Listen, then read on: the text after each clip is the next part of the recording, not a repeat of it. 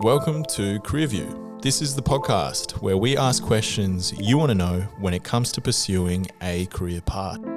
I'm your host, Niraj Shamal, and each episode I will ask questions on behalf of students across the country from secondary schools and universities what they want to know when it comes to pursuing their dream job.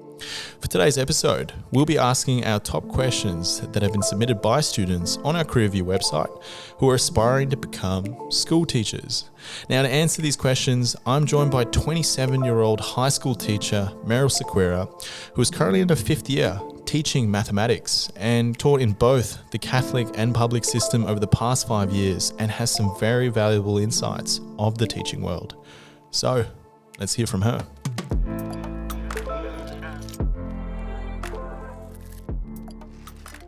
Okay, and we are here for a new episode. Merryl, it's so great to have you here. How's your day been? Yeah, it's been good. Good to finish work last week of term. It's a busy week for yourself, I presume, and then school holidays soon. Are you looking forward to that? Yeah, it'll be good to have a break. Getting to the end of, I guess, like busyness of teachers and kids being a bit over school. Oh, absolutely. And as you know, we have our top questions asked by students when it comes to being a role of a teacher. And Merryl, the first question is, why did you pursue a pathway of teaching? I guess like when I was in primary school, I always wanted to be a teacher. I think it was more just about like helping people. And when I was like a student, really liked helping those kids that didn't understand and just helping them get there in a different like sort of understanding. So I guess then obviously when I went to uni, I didn't even start doing teaching, but went back to like I do want to help people, and that was one pathway that could take me there. And when did that kind of hit you? Very early in high school or quite later towards finishing year 12? That I wanted to be a teacher? I would say it was just primary school. In high school, I wasn't even thinking about teaching. Oh, really? Yeah. Okay, wow. So then it was maybe in the back of my mind, but I was more into IT. I was really into IT at that point. So I was thinking of a pathway in that. Really interesting. So you've always had it in the back of your mind, and here you are today as a teacher. And so far, you're pretty happy with how things have turned out? Yeah, like it's a stable job. It's like my fifth year. It's nothing too challenging, I would say. I know everyone has different perspectives on that, but yeah, it suits my lifestyle, I guess. Yeah, no, plain and simple.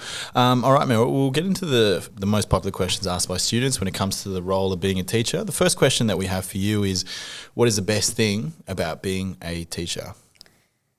So I think the best thing comes back to like what I like is helping people and like just being able to explain a concept in different ways and knowing you're reaching like different types of students or just making it a bit more relevant to them than I know like probably I learned in high school is what is probably rewarding about it. And like seeing the improvement in students or like the appreciation sometimes when they do get the work, that's probably the thing I like the most. Yeah, so seeing continuous growth and seeing that reward obviously through helping people. Yeah. There is never going to be a point that it stops. It'll always be throughout your career because that's what you do as a teacher, right? Yeah, you'd hope so. You would hope so, absolutely.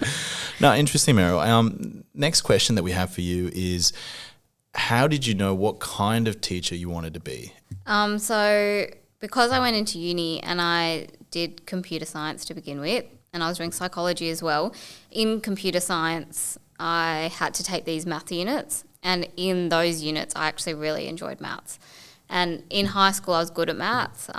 Never would have thought I'd be a maths teacher at all. I don't know what I would, like even when I was thinking teaching, I was like, I don't know what I'd teach. But when I was at uni, because I knew I didn't want to do primary school, so I always kind of was like, if I went to high school teaching, like what would I teach? I'm not super passionate about anything except maybe IT, but I was like, I think I could go on a different pathway if I wanted the IT route, which is what I tried to do. But then in uni, I really enjoyed these math units, and it just like made me really appreciate it, which I just never ever thought I would feel that way about. So towards the end of my degree, I had to decide if I wanted to keep doing my psychology, like double major, because at that point I dropped computer science, or take one extra math unit so I could get into postgrad teaching and then into maths teaching with a minor in IT. Wow. So it was always really a self-discovery as Yeah. you kind of went throughout the years of studying and trying to understand what you wanted to do. It was never set for yourself. No, I always knew like it was either psychology or psych in my last 2 years. Like my first year uni, I definitely wasn't sure. But yeah, I would say midway through my second year when I dropped computer science, I was like, no, yeah, I'm definitely not like made for the route of just being in a lab. Like that was not my style. Not your it style. just Yeah. was not fun. So I was deciding between psych and teaching, and I knew I had always had that kind of want to be a teacher. Always from a young age, I always said I wanted to be a teacher. And then since I had the maths, I was like, oh, I could actually teach maths, which is then why I would have pursued it.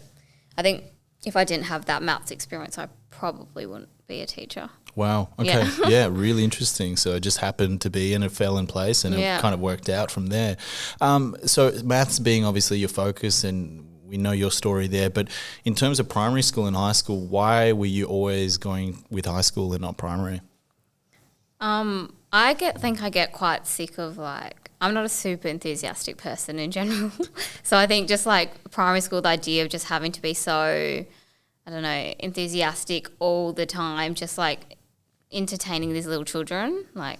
And that's fair enough. And because you require a different kind of energy, right? Yeah. With that age bracket as well. Yeah. And the idea of just all day with the same kids every single day, like in high school, you can have one bad class, but you'll see them like for an hour, and then you can have a good class or whatever it is. So like that one bad class isn't with you that whole day or isn't just constantly there like it would probably be in primary school. So in terms of deciding for students out there who want to know primary school and high school about thinking about those elements as well. The next question that we have for you, Merryl, is what are the most challenging parts of studying teaching? And this was during your time at university. And how difficult was the coursework? What did you find really challenging? I guess because I did a master's, so in education to become the teacher, master of teaching. So it was a bit different to the bachelor's.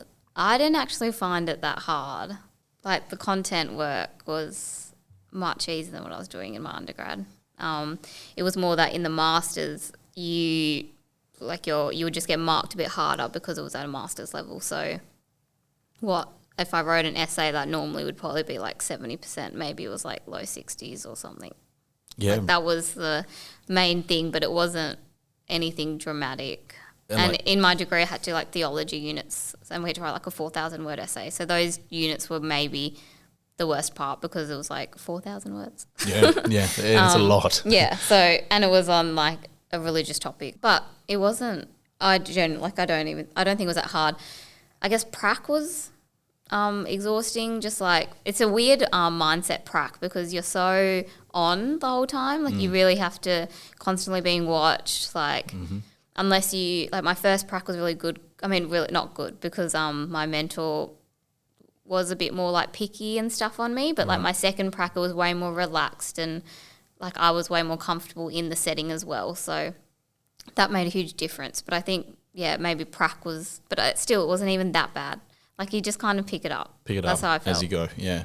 So nothing in terms of crazy workload, hours, it was all pretty manageable for yourself. I think it's pretty standard to most uni. Like I don't think I did anything more than I would have done in my undergrad. Yeah, right. So managing that for students who are looking to aspire for this kind of pathway through university, it is manageable, but obviously the prac element is a different kind of skills, a different kind of skill set that you require and probably is demanding in a different way. Yeah. How would you, if you had to kind of look back, how would you prepare for prac if you could?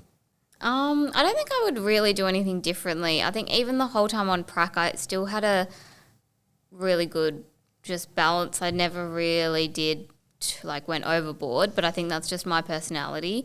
Like, I won't spend hours working on one thing for one activity to be really good.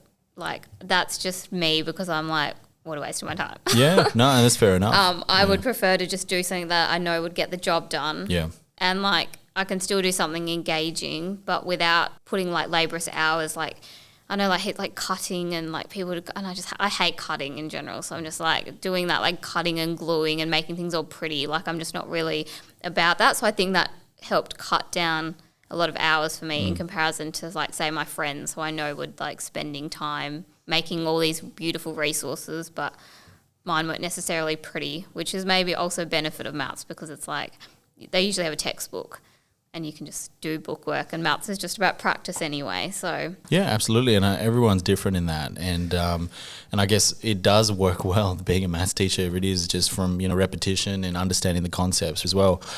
Okay, and so next question that we have for you, Merrill, is do you take work with you on weekends? Most of the time, no. I'd say like 80% of the time, no.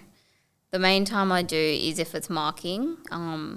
I prefer to just mark at home, or because I like to get all my planning done in my dot time at school, so that way I don't need to do any planning at home. Explain dot time. What is that?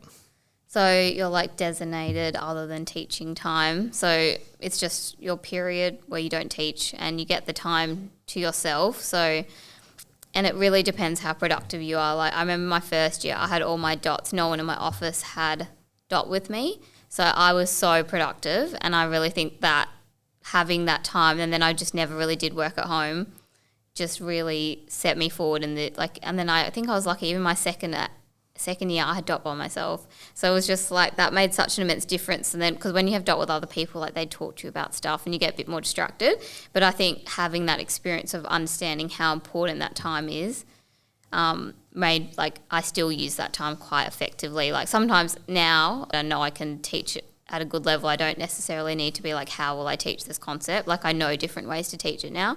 Understood. Than everyone there. Yeah, and I think maybe a lot of these questions is coming from the perspective of, do you have a good work-life balance? Yeah. Because typically it's like if you're taking work over the weekends, you don't. You're continuously working. It's a 7-day job. But would you say with your teaching experience and with your experience as a teacher in high schools, you've got a good, more or less, work-life balance? You get good sleep, you get good rest. Would you say so? Yeah, for sure. Yeah, no, good to know. Good to know. I personally do. I know a lot of people who don't, but I feel fine. Yeah, and I guess, it's how you manage it as well. Yeah. Merrill, the next question that we have for you is, was it difficult to find a job after university? Actually, yeah, like my first job, I did apply for a fair few jobs. I didn't really hear back from many. I think I had a few interviews, but then my first job was where I had my prac, and they ended up just contacting me. So it kind of worked out. So then I just kind of stopped trying to look. So I don't really have the whole time of, I guess, interviewing time to keep applying. But I definitely applied for a fair few jobs, and I didn't hear back. But I think there are a lot of math teachers, and I know they do say sometimes they're in crisis, and I think especially these last 2 years with COVID has been bad. But I think certain schools, even the school I'm at now, I applied for it the year before I started there, and I didn't get an interview, and I heard there was 50, 60 applicants, or maybe 100. It was something ridiculous, because certain schools a lot of people want to work at will have more applicants. And I generally think it is luck, because then there's sometimes you might be the only one out of a few that apply. So I don't know. I think it's a fluctuating thing depending, are people going on long service leave? Are people leaving, retiring? Do they have an older age? I don't know. But then my next few jobs, my job after that one, I got pretty, it was the first job I applied for. And then I got this one, but I was permanent at the last school, so I wasn't really concerned. I was only really applying for this school because I wanted to work at this school. Yeah, right. And so applying for this job, so even though you got your first job through prac, but then you started applying after then to obviously do more in your career, what was that process like? And what kind of questions are they asking you to really see if you're a good fit? There's a lot of how will you deal with certain situations, how will you keep them engaged? I guess there's a lot of general interview questions. I guess the specific teacher ones, the engagement, or why did you choose to become a teacher? I think it's pretty standard interview questions. Pretty standard interview questions. Yeah. And just from my understanding, and this might be interesting for listeners out there, when you were applying for these schools and the schools that you wanted to, why did you want to go for those schools in particular? Was there a specific reason as to they had an interesting offer than other schools, or what is the decision-making process for yourself, I guess, moving forward in terms of doing more with your career? Yeah, so I guess when I just finished uni, I was applying anywhere. And certain schools, I was I don't even want to work there. I was just, at that point, just putting my resume out. 100% would not do that now. So that year was good. And then, I wanted to try a new like system because I hadn't tried all the systems. So then that's why I went into my second school, and it was a new school, so I learned like so much from it. And that's what drew me to it. Because I think I did grow a lot as a teacher in that new environment.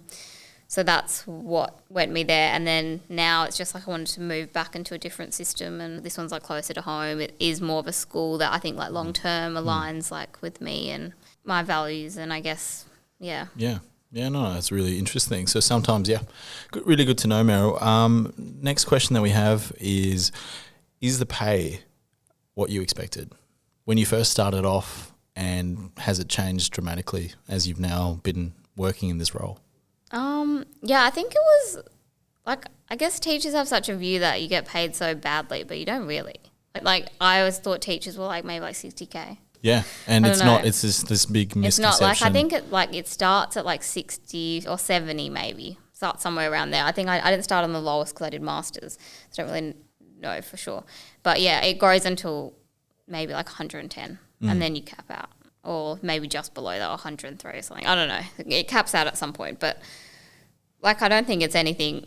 I don't think it's bad. Like I live, like in my first year, I bought an apartment.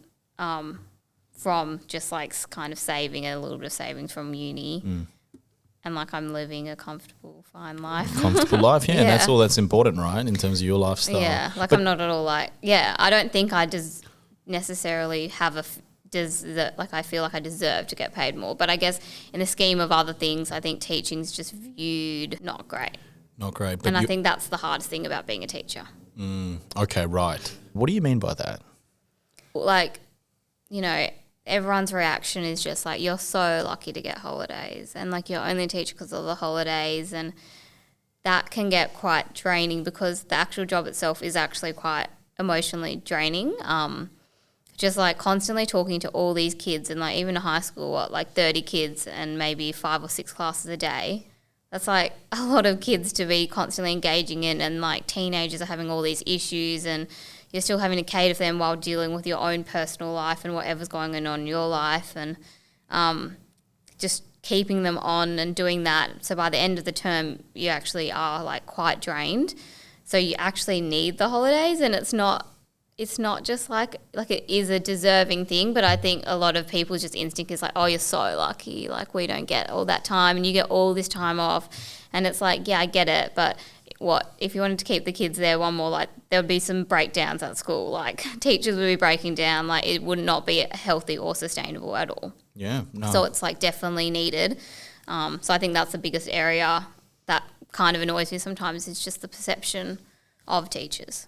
Oh, yeah. And it is draining, right, to keep hearing that as well. Yeah. And, like, I feel lucky that I have that, but I'm like, but I also need that. Like, the summer holidays are so long. It's like, I don't need that much time. But it's like that then is a perk, because then you do have that extra time. Yeah. And I appreciate that honesty as well. Yeah.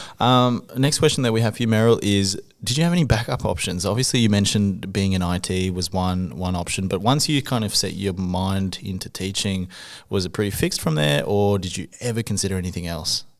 So I guess, I was deciding between psychology then at that point. I guess even now, I don't know if I necessarily see myself as being a teacher for the rest of my life.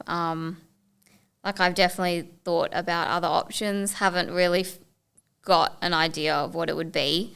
So I wouldn't necessarily say there's backup options, but like say within teaching, I probably want to try get into like head of department or like within the teaching career. I've definitely thought about what I would do outside. I haven't really come up with anything as yet.